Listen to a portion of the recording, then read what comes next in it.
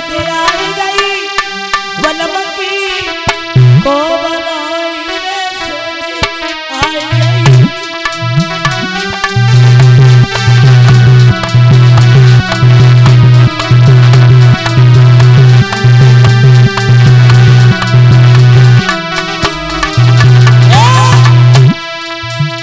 सुध आई गई पिया की को बनाई सुध आई गई।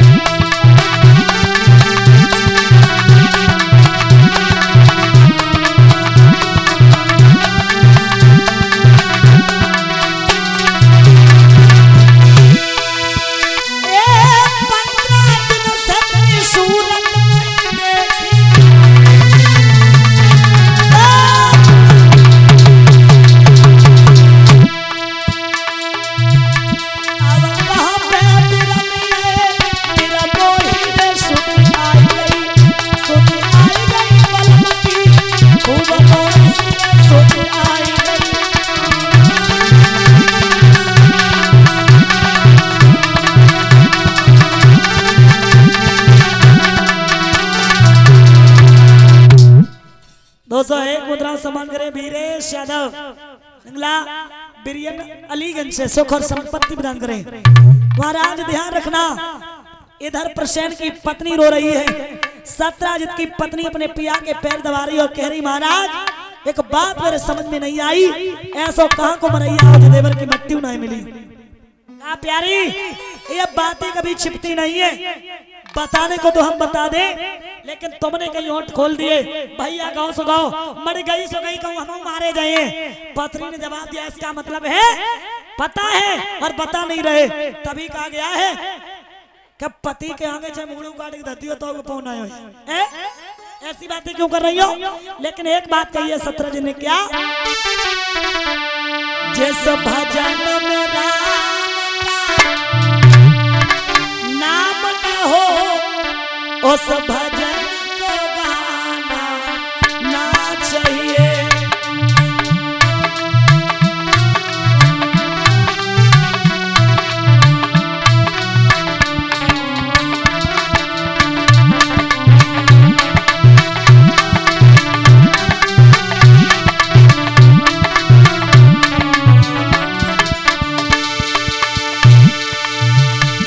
जिस भजन में राम का नाम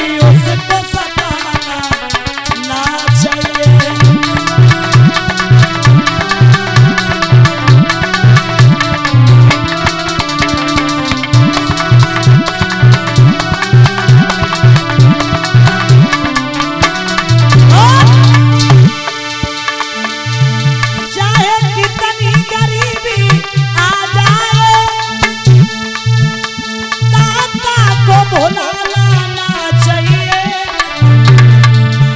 चाहे कितनी अमीरी आ जाए, अभिमान दिखाना ना चाहिए।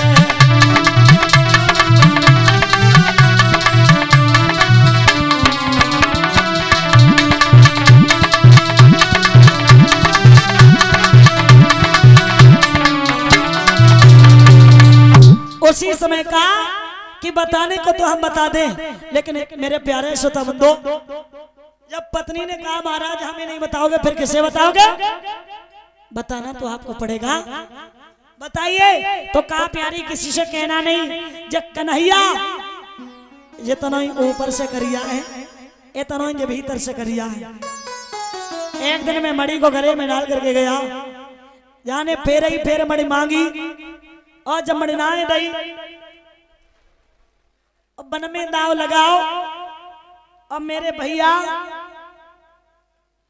प्रसेन को कत्ल कराए दो। जाने कहीं काऊ सुनाए कहीं महाराज मना कर दिया, लेकिन इधर जैसे ही सुबह हुआ पहुंच गई है, रस्सी डालती है निकालती है, डालती है निकालती है, कोई पनिहारी पानी भरबे नहीं आई।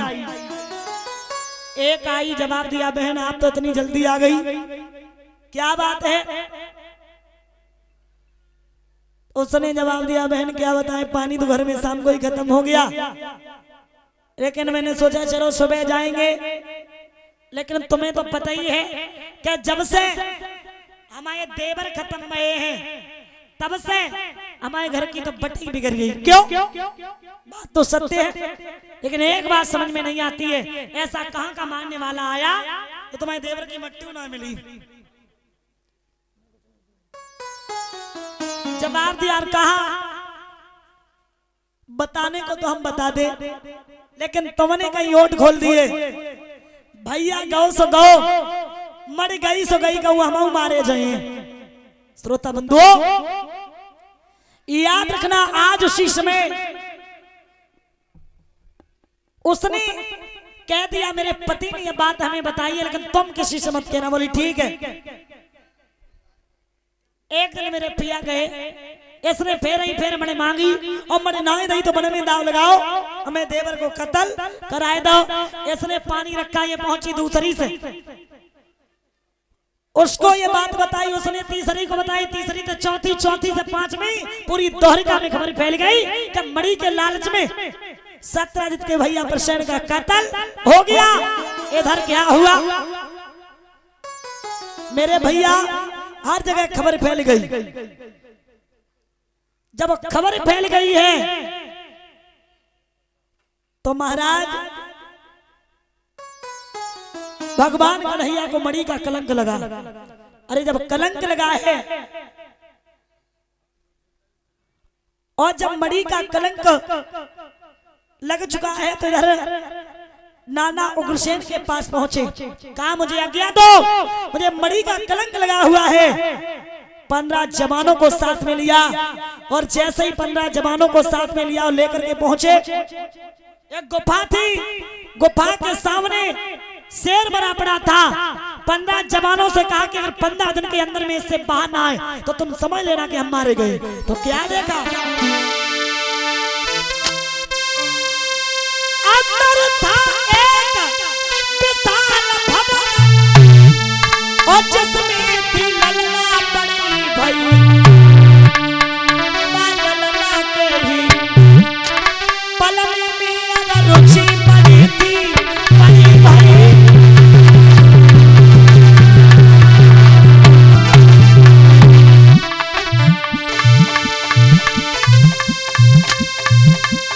लड़की एकदम रोने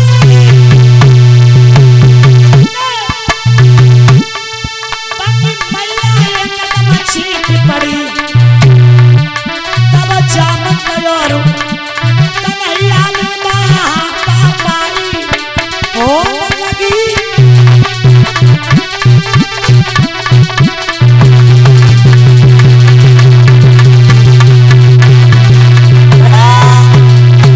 याद रखना, एक दिन नहीं, 2 दिन नहीं, आज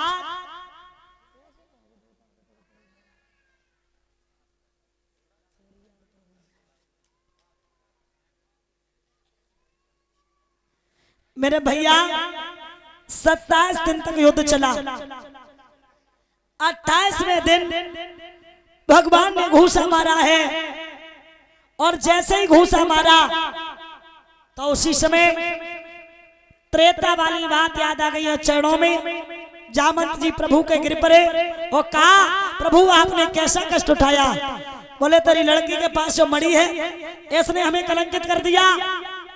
महाराज परीक्षित त्रेता वाली बात कौन सी थी? जब राम और रावण का युद्ध चल रहा था तो रावण तो मारा गया था, लेकिन जामंत जी ने कहा प्रभु रावण तो मारा गया लेकिन मेरे हाथों की खुजली नहीं मिटी। तब कहा जब द्वापर में आएंगे तुम्हारे हाथों की खुजली अवश्य मिटाएंगे।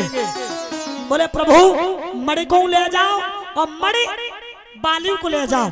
परीक्षित जी ध्यान देना, इस तरीके से भगवान की शादी कितनी हो गई? 2। कितनी? 2। पहली रुक्मिणी के साथ, दूसरी जामंती के साथ। मणि जैसे ही ली है और आप लोग चालू करके बैठ जाया करो कैमरा।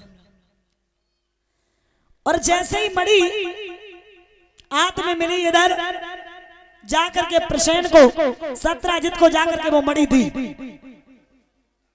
सत्राजित का सिर नीचे हो गया। इधर क्या हुआ है महाराज?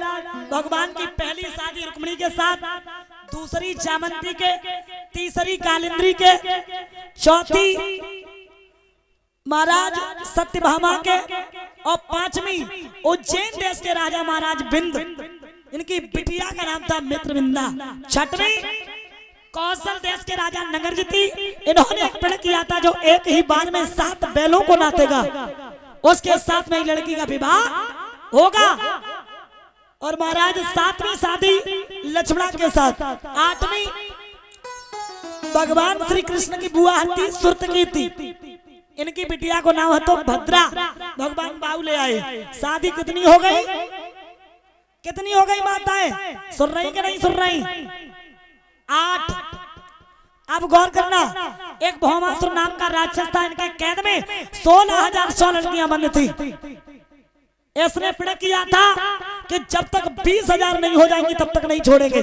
भगवान ने 4 दीवारी को तोड़ा और लड़कियों से कहा तुम्हारी इच्छा क्या है? वो बोली कि अब तो घर वाले भी स्वीकार नहीं करेंगे, आप अपने साथ ही रखो हमें। तो उनसे भी विवाह किया। टोटल शादी कितनी हो गई परीक्षित जी? टोटल कितनी हो गई? 16,108। एक शादी राधा के साथ भांडीर वन में जो ब्रह्मा जी ने कराई, आदि शादी कुब्जा के साथ। अब कितनी हो गई? 16,109। लेकिन भागवत का जो प्रमाण है वो भागवत में भगवान की शादियां केवल 16,108 ही हुई। और देखिए जो राधा के साथ हुई ये भागवत का प्रमाण नहीं है, भागवत में राधा का नाम भी नहीं है, ये गर्ग संहिता का प्रमाण है।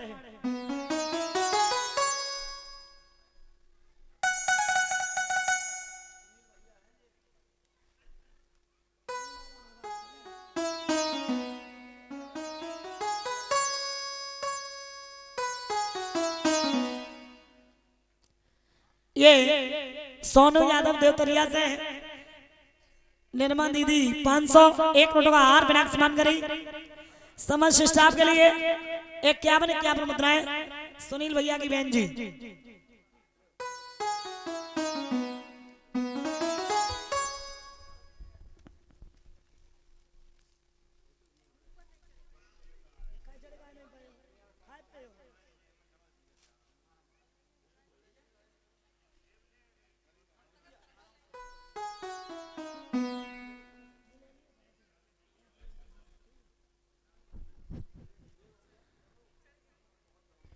और ये 201 मुद्रा सम्मान करें सुरजीत यादव नगला मान सिंह से सुख और संपत्ति प्रदान करें।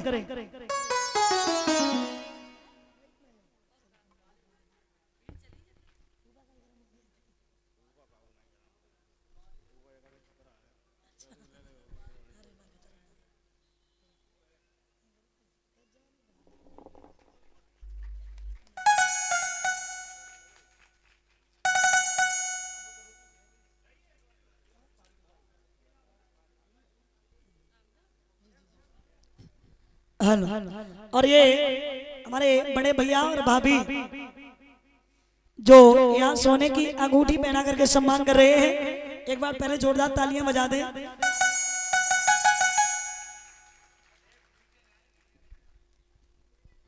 ये हमारे, आपको पता है बुआ फूफा जी है जो कथा करा रहे हैं। तो ये वैसे कहते हैं ना, वैसे भागवतें तो हम बहुत करते हैं, पैसा वाले लोगों की भी करते हैं और छोटे लोगों की भी करते हैं, लेकिन हमारे फूफा जी ने हमसे ज्यादा सम्मान मेरे स्टाफ का किया। और आज हमारे बड़े भ्राता हमें सोने की अंगूठी पहना के सम्मान कर रहे हैं और सहयोग है हमारे फूफा जी का। तो मेरा यही कहना है कि आपको पता है, आप लोगों के आशीर्वाद से, भगवान के आशीर्वाद से हमारे प्रदीप भाई आप लोगों के सामने हैं, क्योंकि भगवान ने यहाँ इस संसार में दोबारा भेजा, दूसरी जिंदगी मिली। बहुत ज्यादा तबीयत खराब हो गई थी, बस व्यासपीठ से कामना यही करेंगे अपने बड़े भाई के लिए, मेरा भाई इसी तरीके से बिल्कुल ठीक हो जाए, राधा रानी की कृपा बनी रहे। और अगर और खुशियां होंगी घर में तो अभी ये भागवत हुई, समय आगे और आएगा तो फिर भागवत होगी, फिर कराएंगे हमारे फूफा जी। और खुशी का मौका इनके जीवन में आया तो फिर आप लोगों के बीच में हम आएंगे। बोले कन्हैया लाल की।